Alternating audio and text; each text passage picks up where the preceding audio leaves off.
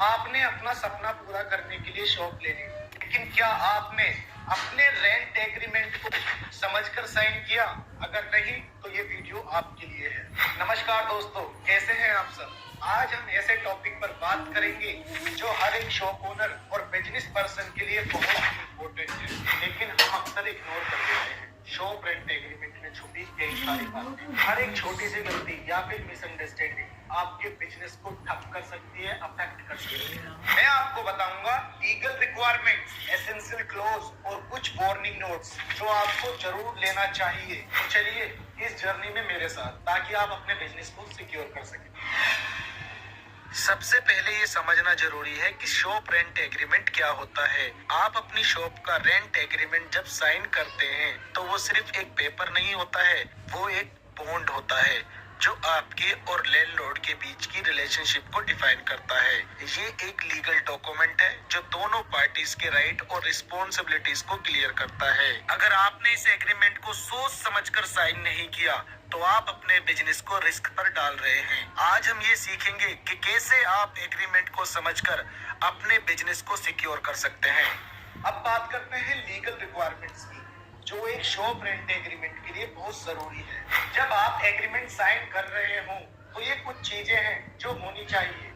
First, return agreement. सबसे पहले ये जरूरी है कि एग्रीमेंट लिखित में हो।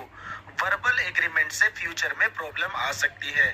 अगर आपने वर्बल एग्रीमेंट पर ही सब कुछ छोड़ा हुआ है तो आप अपने बिजनेस को काफी बड़े रिस्क पर छोड़ रहे हैं।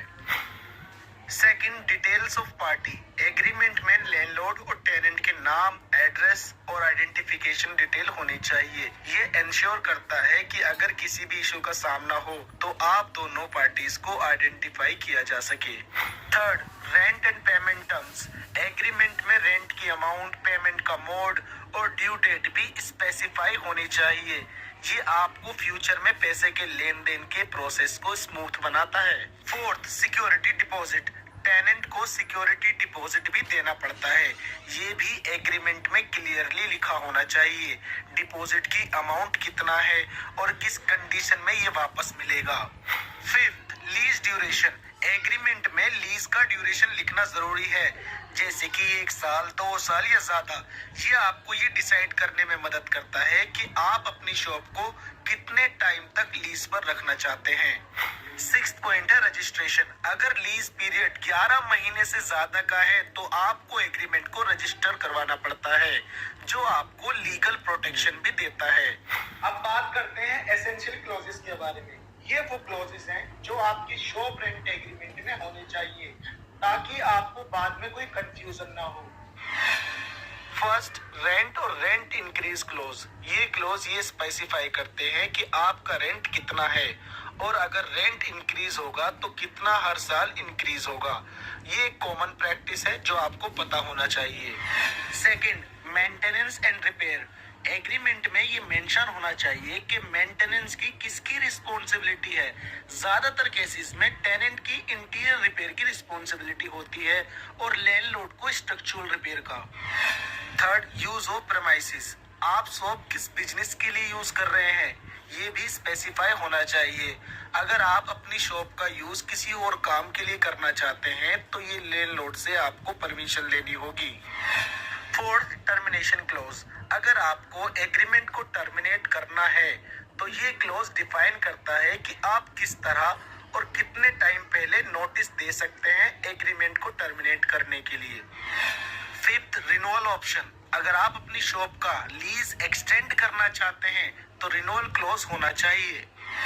Sixth, subletting clause. सबलेटिंग को लेकर ये क्लॉज ये बताता है कि टेनेंट अपनी शॉप को दूसरे किसी को दे सकता है या नहीं दे सकता है, और अगर दे सकता है तो किस कंडीशन पर।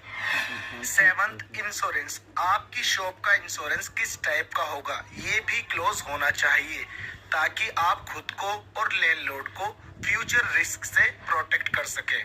अब बात करते हैं एग्रीमेंट के स्ट्रक्चर की।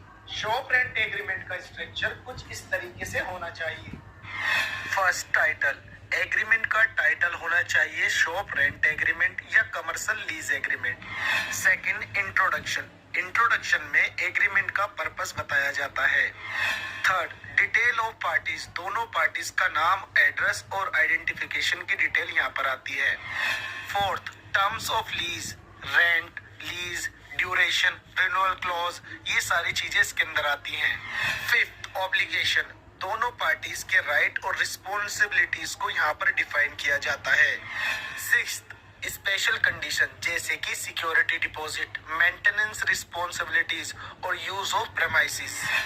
सेवन, सिग्नेचर, एग्रीमेंट के एंड में दोनों पार्टीज के सिग्नेचर होने जरूरी हैं। कभी कभी विटनेस के सिग्नेचर भी लिए जाते हैं। चलिए अब एक प्रैक्टिस सेशन करते हैं। और ये है आपका agreement. Rent 20,000 per month, security deposit 60,000, lease duration 2 साल, रेंट एस्केलेशन हर साल 8% इंक्रीमेंट होगा।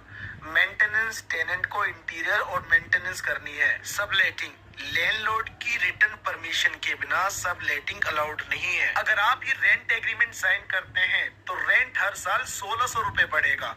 मेंटेनेंस की रिस्पॉन्सिबिलिटी टेनेंट की होगी और सबलेटिंग के लिए लैंडलॉर्ड की परमिशन लेनी पड़ेगी। अगर आप इसे ध्यान से समझकर साइन करते हैं तो आप अपने बिजनेस को सिक्योर कर सकते हैं।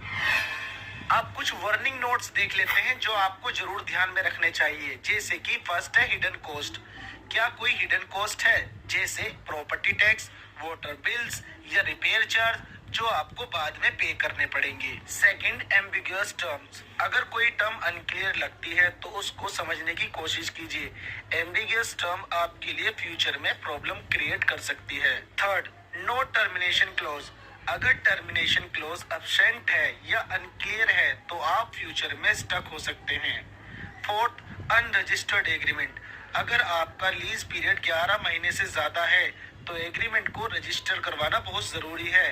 फिफ्थ, प्रॉपर्टी कंडीशन, प्रॉपर्टी का कंडीशन चेक करते ही एग्रीमेंट साइन करें ताकि फ्यूचर में आपको अननेसेसरी रिपेयर चार्ज ना देने पड़े। तो दोस्तों अब आपको समझ आ गया होगा कि शॉप रेंट एग्रीमेंट सिर्फ एक लीगल डॉक्यूमेंट नहीं है, ये आपके बिजनेस का फाउंडेशन है। दोस्तों ये आपके सपने का हिस्सा है और इसको प्रोटेक्ट करना आपकी रिस्पॉन्सिबिलिटी है। तो दोस्तों अगर आपको ये वीडियो हेल्पफुल लगा हो तो इस वीडियो को लाइक कीजिए, शेयर कीजिए।